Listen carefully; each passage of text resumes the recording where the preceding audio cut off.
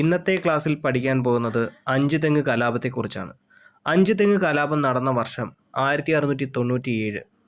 ബ്രിട്ടീഷുകാരും ആറ്റിങ്ങൽ നിവാസികളും തമ്മിൽ അഞ്ചുതെങ്ങ് കലാപം നടന്നത് 1697.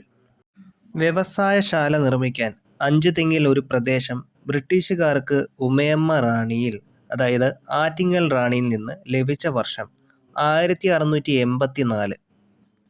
അവിടെ ഒരു കോട്ട കെട്ടാനുള്ള അനുവാദം 1690 ബ്രിട്ടീഷുകാർക്ക് ലഭിച്ചു.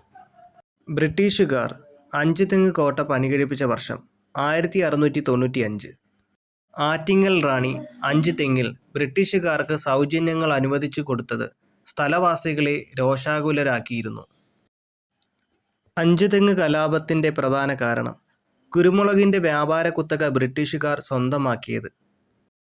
അഞ്ചുതെങ്ങ് സ്ഥിതി ചെയ്യുന്ന ജില്ല തിരുവനന്തപുരം.